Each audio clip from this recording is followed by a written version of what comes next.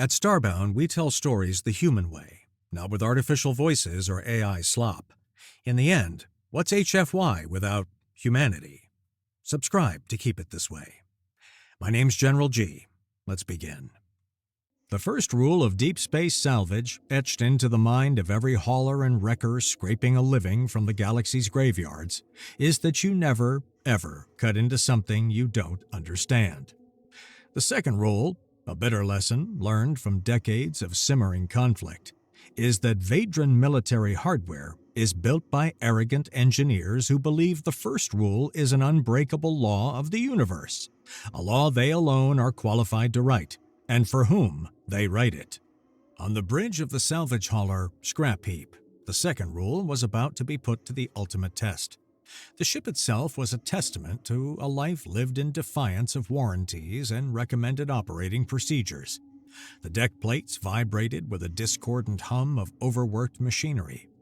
The air, thick with the scent of recycled oxygen, hot metal, and spilled coffee, tasted of grit and desperation. Every console was a patchwork of original parts and cannibalized tech from a dozen different manufacturers, its screens displaying a chaotic but functional collage of data. "Kenna, you sure about this spot?" Captain Corey Vane's voice was as calm as the starless gulf between systems, a low, steady anchor in the shriek of industrial cutting laser that was her ship's primary tool.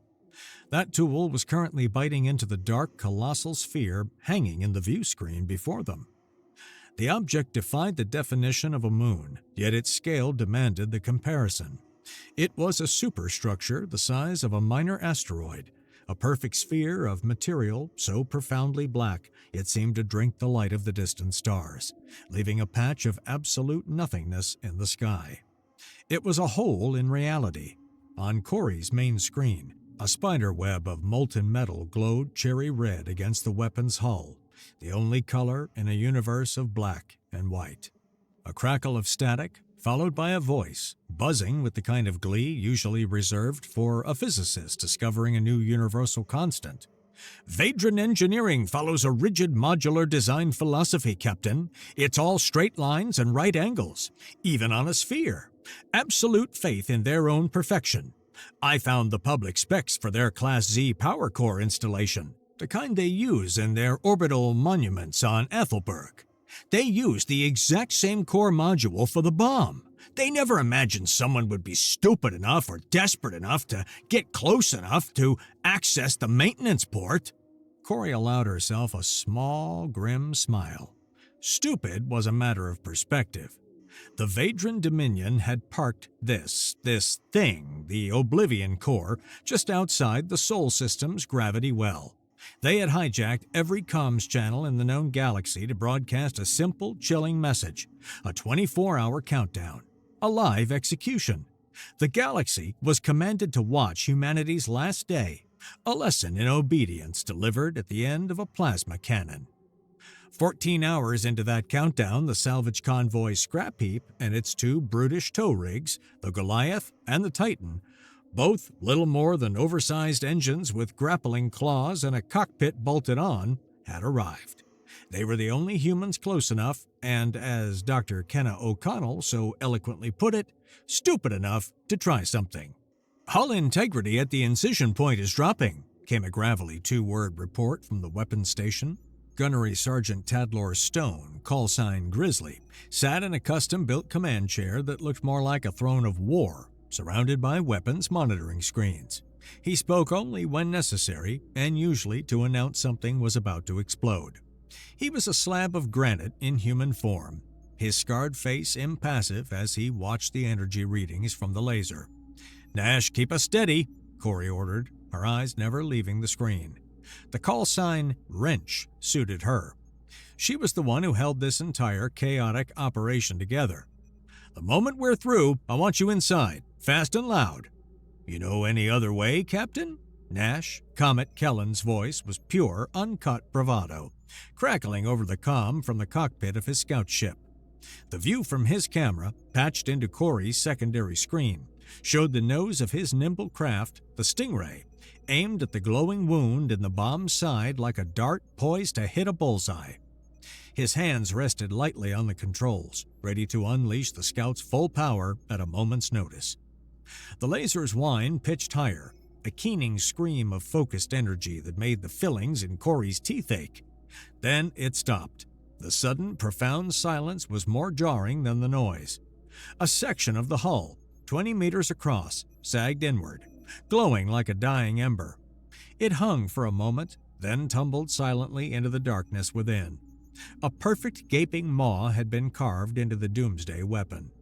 "That's our invitation," Corey said, her voice a low command. "Nash, you're on. Grizzly, Kenna, prep for entry. Let's not keep our hosts waiting." "See that? Perfect entry!" Nash yelled over the comm, his voice a mix of adrenaline and pure joy as he slammed the Stingray's thrusters to full. The little ship shot through the opening like a bullet fired from a railgun, its engines painting a brief, brilliant blue streak against the absolute black. Corey switched her comms to the convoy channel, her gaze sweeping over the crew. Tadlor was already rising, the deck groaning under his weight. Kenna was double-checking the connections on a diagnostic kit that looked like a science experiment gone wonderfully wrong. "All right, you heard him. Let's go rattle the cage." Instead of the chaotic tangle of wires and conduits they expected, the interior of the Oblivion Core revealed a cathedral of pristine white corridors and silent floating service platforms. The air was sterile, cold, and still. The architecture was all clean lines and soaring arches, a monument to a culture that saw beauty in cold, unyielding logic. It was elegant, utterly soulless, and, as they quickly discovered, very well defended. The moment Nash's scout ship touched down on an interior maintenance deck, its landing struts making the only sound in the cavernous space, sleek, disc-shaped drones materialized from the hidden panels in the walls. They emerged without a whisper, their single red optical sensors glowing with malevolent intent. Plasma bolts began to lance through the space, their passage marked by a faint, sharp hiss in the thin atmosphere as they superheated the air. "Pest control is on station," Nash shouted, diving from his cockpit and sliding behind a thick support pillar. He came up with a pair of pulse pistols, but he was a pilot, not a soldier. His best weapon was his motion, a fluid grace that made him a difficult target. Gunnery Sergeant Stone, clumping down the ramp of the much larger scrap heap moments later, was the opposite. He was a human mountain clad in scarred, custom-built exo-armor, carrying a rotary plasma cannon that rightfully belonged on a gunship. The weapon, affectionately named the Argument Ender, was half his size. He didn't need cover, he was cover. The cannon whined to life, a sound like a hornet's nest the size of a planet, and unleashed a torrent of incandescent fury. White composite plating vaporized under the onslaught. Drones designed to be untouchable specters of death shattered into 1,000 pieces of molten shrapnel. "Grizzly, if you scratch my ride, you're buying me a new one," Nash yelled, zipping from one piece of cover to another on a Vadron maintenance scooter he'd hotwired in under 10 seconds. It hovered silently, a testament to Vadron grace, until Nash started yanking it into stomach-churning turns that defied the craft's listed inertial dampening limits. "If you don't hold still," Tadlor grunted, his massive frame pivoting with surprising speed to track a new wave of drones emerging from the ceiling, "I'll use your escape pod for target practice." He punctuated the sentence with a sustained burst that cored 3 drones in a single beautiful line of melting metal. While the 2 men conducted their violent, unchoreographed ballet of destruction, Kenna O'Connell, dragging a heavily modified diagnostics kit on a floating pallet, scurried past them. Corey moved with her, providing cover fire, her pistol shots methodical and deliberate. Kenna wore a simple ship's suit, her hair a frantic explosion of curls, her eyes wide with a manic brilliance that bordered on insanity. She wasn't looking at the drones or the plasma fire. She was looking at the walls, the floor, the very architecture of the place. "Incredible," she muttered to herself, tapping a console on her kit.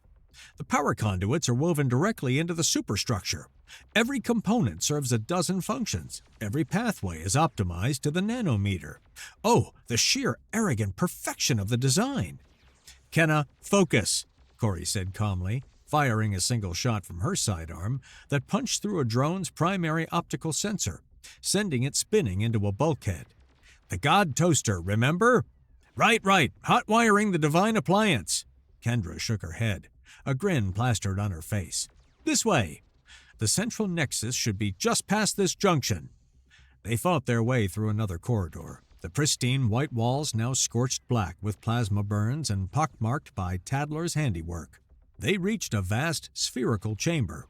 In its center, suspended in a web of crackling energy fields, was the core's control nexus, a perfect seamless sphere of polished chrome that reflected the carnage around it in a distorted fisheye lens. "No ports, no terminals, no keyboards," Nash said, sliding his scooter to a halt. "How are we supposed to hack that?" Kenna just laughed, a sound of pure, unadulterated joy.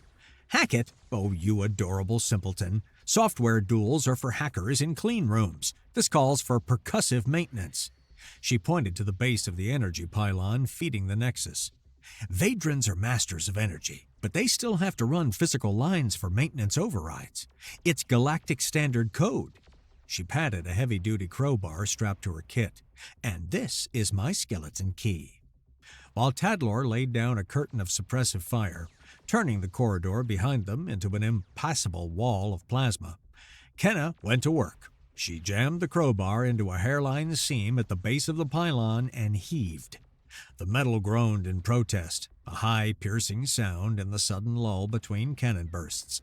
"Come on, you glorious, over-engineered piece of junk!" she grunted, putting her entire body weight into it. Pistol steady, Corey stood over her, picking off drones that strayed too close, each shot a carefully placed burst of energy. "Status?" "Almost there!" With a screech of tormented metal, a panel popped open, revealing a thick bundle of fiber optic cables, pulsing with soft white light.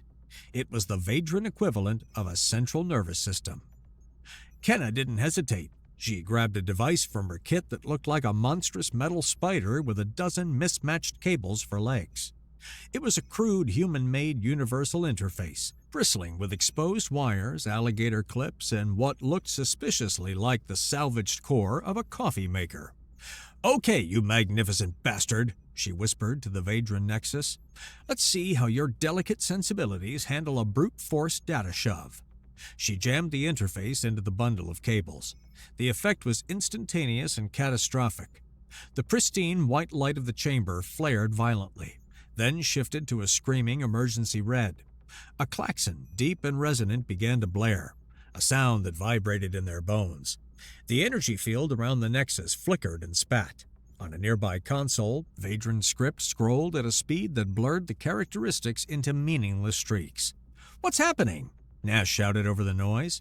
"It's panicking!" Kenna yelled, her face illuminated by the flashing red lights, her expression one of ecstatic discovery. "The Vadran AI is so rigid, so perfect, it has no procedure for an error this messy. It's like trying to explain poetry to a calculator. Its logic circuits are frying.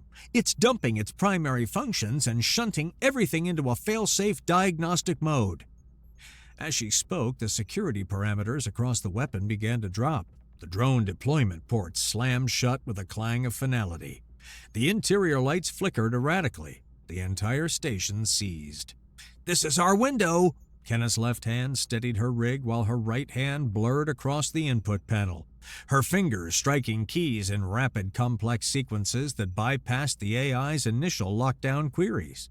"It's lowering its firewalls to run the diagnostics. It thinks I'm a friendly technician. Oh, you poor, stupid, beautiful machine. I'm in." A moment later, the screaming klaxon cut out. The red lights died, replaced by a steady, calm blue. Kenna slumped against the pylon, breathing heavily, a triumphant grin on her face. "Captain," she said, her voice filled with reverence, "I have the keys to the apocalypse." "Minimal power to the primary maneuvering thrusters," Corey ordered from the scrap heap's bridge. "Just enough to give us some steerage." "Rerouting now," Kenna confirmed from her makeshift station, now physically wired into the Oblivion Core's command nexus. Her corner of the bridge was a rat's nest of cables and auxiliary screens. "It's like trying to sip from a fire hose, but I think I've got it under control." Outside, in the silent dark, Nash was on an EVA. his small figure dwarfed by the sheer scale of the operation. He directed the lumbering tow rig, the Goliath, as it approached the colossal weapon. "Easy now, big girl. Just a little closer. We don't want to scratch the paint on this thing. Might void the warranty." Massive magnetic tow clamps, each the size of a small building, extended from the Goliath. The bomb's external defense turrets, their targeting systems thrown into disarray by Kenneth's hack, fired sporadically. Beams of plasma shot out at random vectors, slicing harmlessly through empty space. One, however, lanced unexpectedly close to Nash. "Whoa, that one tickled my backside," he yelped, tumbling out of the way with a panicked burst from his suit thrusters. "Stay focused, Comet," Corey's voice cut through his comms, a sharp edge of command in her tone. "Focused, right." He steadied himself, the starfield spinning to a halt around him. "Okay, Goliath, you're in the green. Engage clamps on my mark. 3, 2, 1, mark." With a deep metallic thud that resonated through the hulls of all their ships, the clamps locked onto the Oblivion core. A series of secondary grapples followed from the Titan. They had it. They had actually leashed a doomsday weapon. "Clamps are secure," Nash reported, his voice tight with awe. "We are hard docked to the biggest, baddest bomb in the history of everything. What now, Captain?" Corey looked at the star chart on her main screen. A single, blinking icon marked their home, Earth. Then she looked at the countdown timer displayed in the corner. 9 hours and 27 minutes remaining. "Now," she said, a dangerous glint in her eye, "we make our delivery." On the bridge of the Vadran Dominion flagship, the Will of Aethel, Grand Admiral Malcor watched the energy readings from the Oblivion core with a smirk. The readings were erratic, chaotic. He could picture it perfectly. The technological infants were hammering away at the hull with their crude mining tools, a pathetic act of defiance before their inevitable extinction. The display was almost poetic. "They struggle, Grand Admiral," his sub-commander noted, his voice laced with the sycophantic tone common to Vadran officers. "Like insects trapped in amber." "Let them struggle," Malcor said, taking a leisurely sip of a steaming aromatic beverage. "Their flailing only serves to amplify the lesson we are teaching the galaxy today. The lesson of absolute power. That resistance is not just futile, it is an absurdity." "Ha ha!" He chuckled, a dry, rasping sound. His subordinates chuckled with him, a practiced chorus of agreement. His amusement, however, was cut short by a sudden alert from the sensor officer. "Grand Admiral, I am detecting a change in the Oblivion core's orbital position." Malcor raised a single skeptical eyebrow. "Explain." "It is moving, sir, away from the human homeworld. It appears to be under propulsion." The Grand Admiral set his cup down with a sharp click. On the main view screen, the display resolved into a clearer image. He saw the Oblivion core, a symbol of his power and his people's technological supremacy, and latched onto it like stubborn barnacles on the hull of a great leviathan was a cluster of ugly, asymmetrical human ships. Their engines flared, and with agonizing slowness they began to pull. They were towing his ultimate weapon out of orbit. The smug laughter died on the bridge of the Will of Aethel. A single, horrified silence replaced it. Grand Admiral Malcor stared, his mind refusing to process what his eyes were showing him. The upstarts weren't trying to destroy the bomb, they were stealing it. Corey stood in the Oblivion core's primary communication hub. It was a cavernous chamber designed to broadcast Vadran propaganda and countdowns to every corner of the galaxy. Kenna had it purring under her control. "Every channel, open and unsecured?" Corey asked. "Broadcasting on a frequency wide enough to make a star blush," Kenna confirmed, giving her a thumbs up. "The whole galaxy is still tuned in, waiting for the boom. They're about to get a very different show."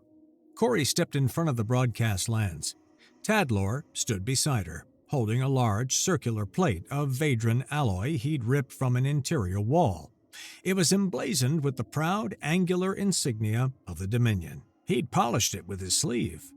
The transmission went live, Corey's face calm and resolute, appeared on screens in military command centers, back alley bars, and royal courts across thousands of light years. She held up the insignia plate. "To the Vadran Dominion," she said, her voice clear and steady. "You seem to have misplaced this. We're bringing it back." She nodded to Kenna. The transmission cut out. For a long moment, the crew was silent.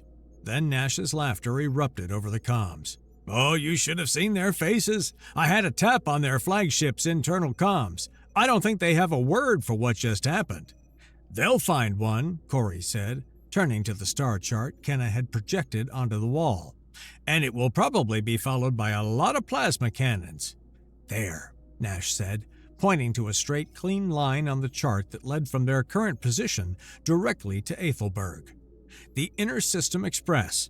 We could be there in 3 rotations. Get in, drop the package, get out." Corey shook her head. "No, the Express is the first place they'll expect us. They have fleets waiting at every junction." Her finger traced a different path, one that led into a chaotic, swirling mess of cosmic dust and stellar nurseries marked on the charts with a single ominous label: the Tattered Veil. It was a region pirates and smugglers used precisely because military fleets with their rigid FTL navigation regulations couldn't navigate it safely. "We are not going around the storm," she said. "We are going through it." Tadlor, who had been quietly observing, gave a single sharp grunt of approval. That was as good as a standing ovation from him. "Through the veil?" Nash's eyes lit up. "Towing a city killer? Captain, you do know how to show a guy a good time." The decision was made. They altered their course, plunging toward the violent, unpredictable currents of the nebula.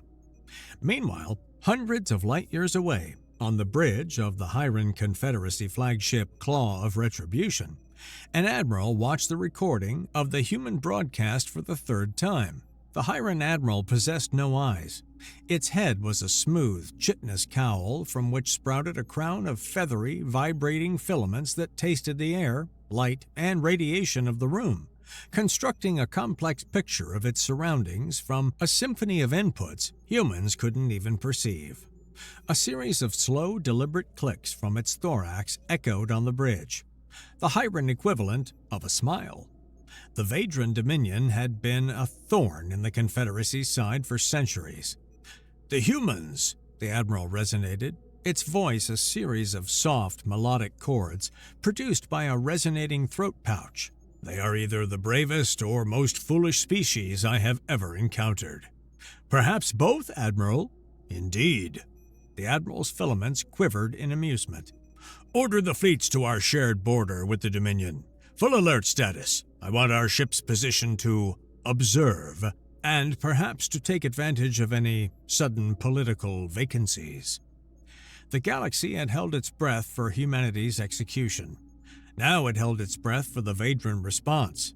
No one was disappointed. An armada of unprecedented size began to burn a path from the Sol system, its target clear: the impudent little salvage crew who had stolen their thunder. The Tattered Veil was a nightmare, a cosmic storm of gravitational eddies and sensor-ghosting dust clouds. It was also home to the lawless, the desperate, and the predatory. The first to find them were the Crimson Corsairs, a pirate clan notorious for their reckless swarm tactics. A dozen misshapen, heavily armed ships dropped out of the nebula's haze, their weapons blazing. "Hostiles inbound!" Tadlor's voice was a low growl. "Finally, some target practice." The turrets on the scrap heap, Goliath, and Titan roared to life, spitting streams of kinetic shells into the approaching swarm. But they were outnumbered, and worse, they were slow, burdened by the colossal mass of the Oblivion Core. "They're boxing us in!" Nash shouted, his hands a blur over the controls of the Stingray, which he was piloting remotely from the scrap heap's bridge. "I can't outrun them all while we're dragging this anchor." Corey's eyes were darting across the main screen where red triangles swarmed their own green icons. She saw the pirates' movements, the gravitational currents of the nebula, and the massive celestial body they were towing. And in that chaos, she saw an opportunity. "Nash," she said, her voice cutting through the noise, "you're not going to outrun them. You're going to use the anchor." Nash paused. A slow grin spread across his face. Oh, I see. Kenna, can you give me a quick release on the Titan's portside tow cable? On it, Kenna replied, her fingers dancing across a terminal.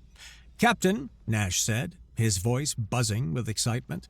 Time to show 'em a gravity whip maneuver they don't teach at the academy. You see this? You're going to want to see this. He fired the Stingray's thrusters, pulling into a wide flanking arc. At the same time, the Goliath and Scrap Heap fired their main engines at full power, beginning a slow, ponderous turn. The Oblivion core, tethered by the tow cables, began to swing out like a wrecking ball on a galactic-sized chain. Two Corsair frigates, moving in for a pincer attack, found themselves directly in its path. Their pilots could only watch in horror as a literal mountain of weaponized alloy bore down on them. They were too close to evade, their engines screaming as they tried to reverse thrust against the inevitable. "Release cable!" Corey snapped. Kenna slammed a button.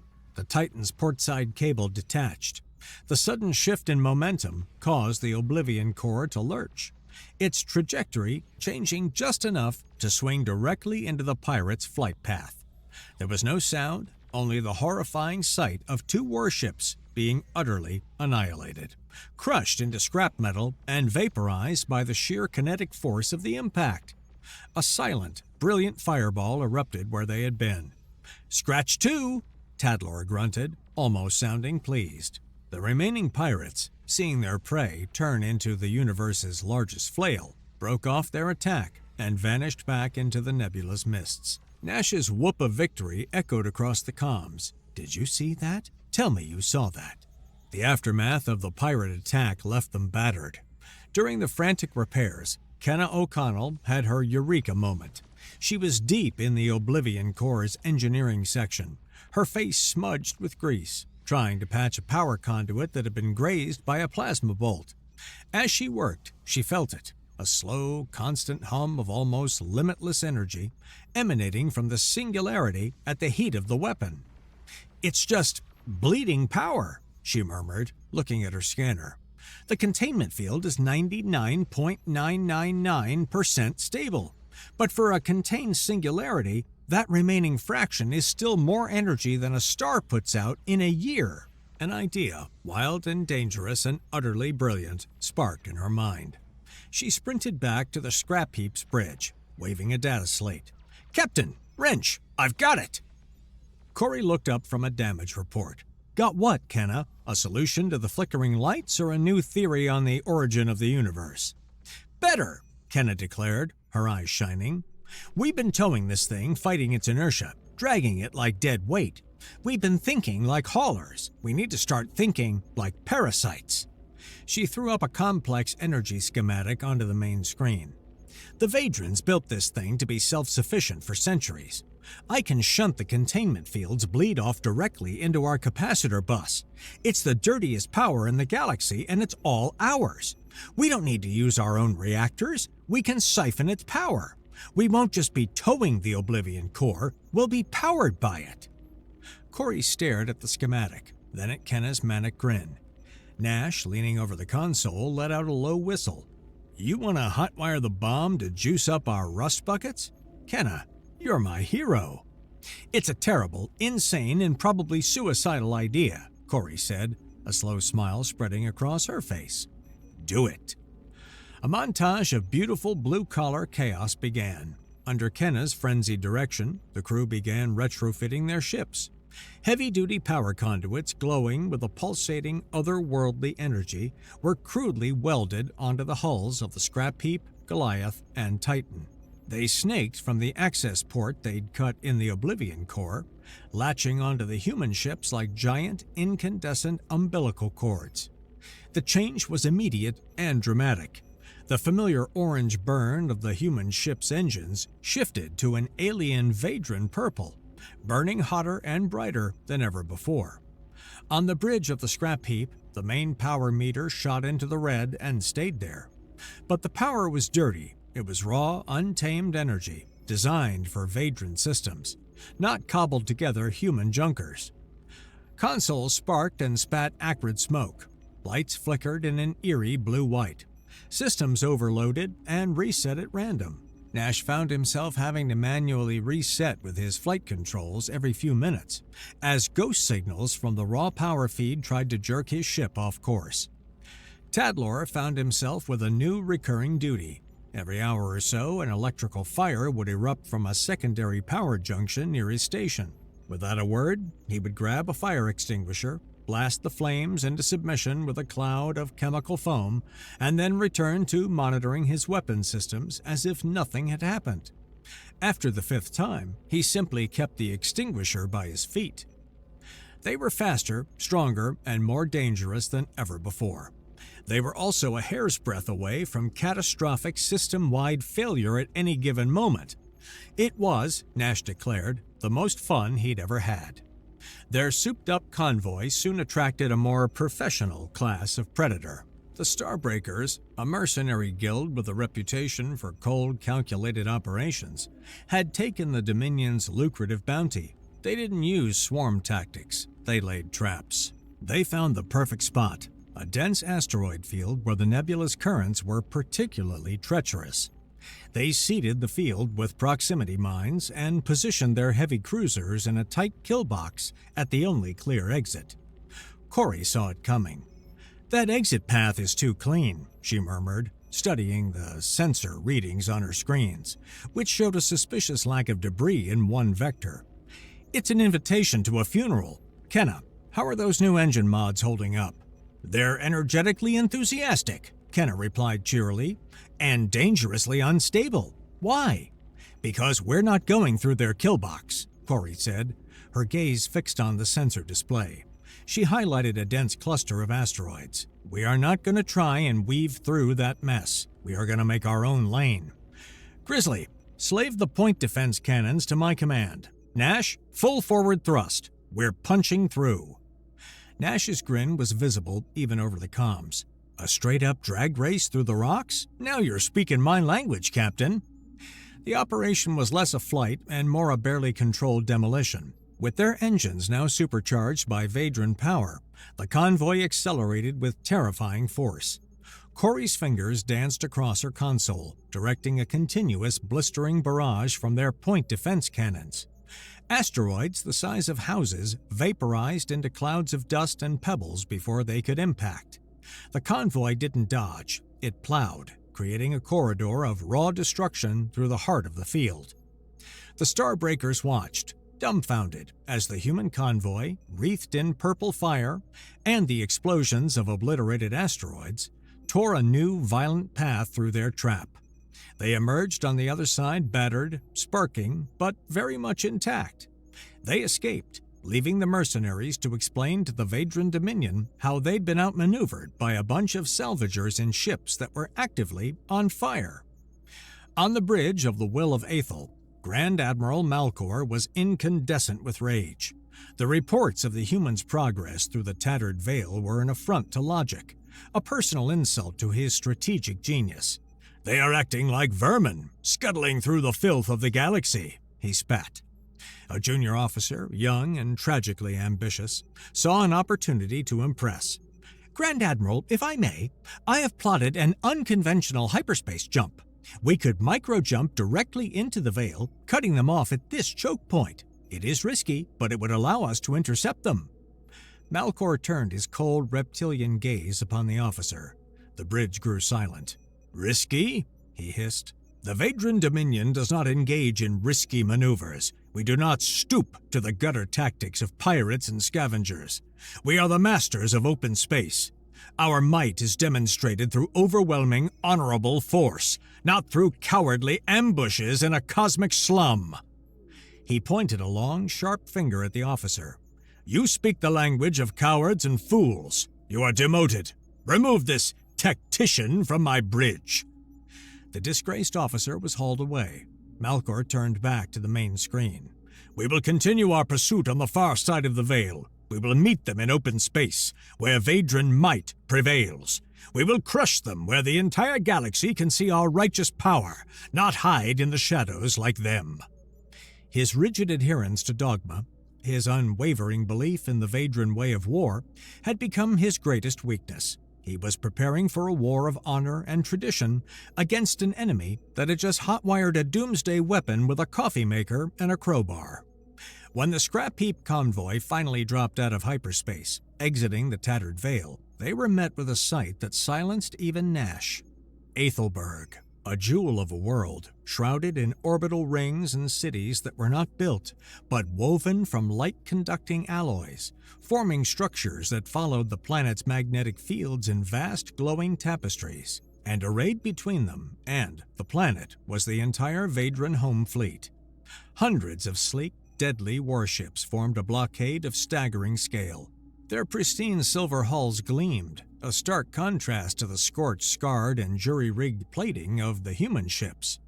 For the first time since their insane mission began, the crew on the bridge of the scrap heap was utterly, completely silent. They had poked a hornet's nest. Now the entire swarm had come out to greet them. Tadlor broke the silence. "That's a lot of targets." Corey's lips twitched into a faint smile. The moment of awe was over. "Kenna, get ready. Nash, find us a good parking spot." A hail came through from the Vadran flagship. Grand Admiral Malcor's face appeared on their screen, his expression a mask of cold fury. "You pathetic thieves! Your journey ends here. Surrender to the Oblivion Core, and we may grant you a swift death." Corey looked at his image, then gestured to her comms officer. "Decline call." She turned to Nash. "You heard the man. He wants his toy back. Let's put it somewhere he can't miss it."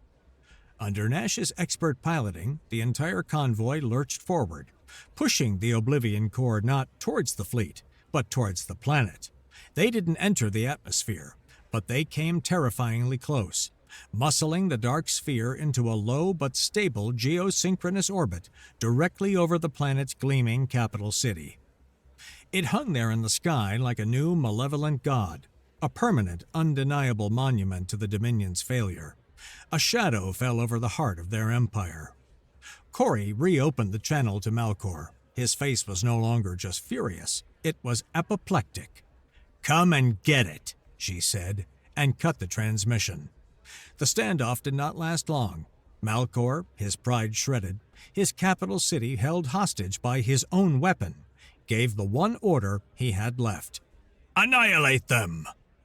The Vadran fleet surged forward, and the space over their own planet erupted into a chaotic free-for-all.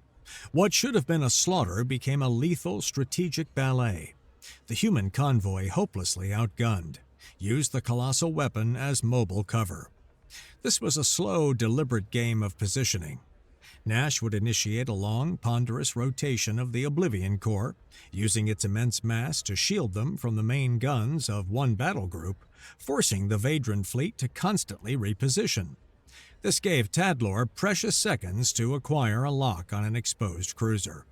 "Target locked," he would grunt. A moment later, another Vadran ship would blossom into silent fire. But they couldn't keep it up forever. They were taking hits. Alarms blared along the bridge as their shields flickered and died. "Shields are gone," Nash shouted. "Hull integrity at 60% and dropping." "Wrench, it's time," Kenna called out, her station sparking violently. "It's now or never." Corey looked at the swirling mosh pit of a battle around them. They had made their point. Now it was time to leave a lasting impression. She keyed her comm. "All right, Kenna, light the candle." Kenna's fingers flew, initiating the final desperate sequence she had prepared. Over the internal comms, her voice was calm, but laced with a frantic energy. The voice of a scientist about to test her wildest hypothesis. "Okay, listen up, everyone. This is the fun part. The Vadrans think their bomb is just that, a bomb, a big, dumb explosion. But the Singularity Core is a precision instrument. I'm not cracking the egg. I'm collapsing the chronotron particle containment on a single axis. I'm focusing the core's natural emission into a directed burst. It's a shape-charged EMP, aimed right at the fleet." "And us?" Corey asked, her hands gripping her command chair as the ship shuddered from another hit. "Won't that fry us too?" "That's the really fun part," Kenna replied, cackling. "Time to polarize the hull. We're dumping our main capacitor charge directly into the outer plating. It'll create a temporary, chaotic magnetic shield, a bubble of pure energy. It should deflect the worst of the pulse, but, and this is a big but, it's going to fry every non-essential system we have. We'll be dark for a few seconds, so hold on to your butts. Corey could see the energy building on Kenna's screen, a terrifying spike of power being drawn from the heart of the Oblivion core. "Do it!" she commanded. On her console, Kenna slammed her palm down on a large, crudely wired red button. There was no sound, no flash of light. There was only a wave, an invisible, silent tsunami of energy that erupted from the Oblivion core. The human ship shuddered violently. Every light on the bridge of the scrap heap died at once, plunging them into absolute darkness and silence. The hum of the life support, the chatter of the consoles, the scream of the alarms, all gone. For 3 terrifying seconds, they were adrift in a dead ship. Then, with a groan of protesting metal, the emergency power kicked in. Red battle lights flickered on, casting long, eerie shadows across the bridge. Across the intervening space, the effect was far more dramatic. The Vadran home fleet, a moment ago a symphony of light and deadly energy, went silent. Every ship, from the smallest fighter to Malcor's flagship, went dead. Their engines sputtered out. Their weapon ports went dark. Their lights blinked out one by one until hundreds of warships were nothing more than silent, powerless hulks, drifting in the dark. The battle ended not with a bang, but with a sudden deafening silence. In the eerie quiet of a disabled star system, Corey's voice broadcast one last time from the scrap heap's emergency comms, a signal aimed directly at the dead bridge of the Will of Aethel. "This is yours. We're billing you for the delivery fee.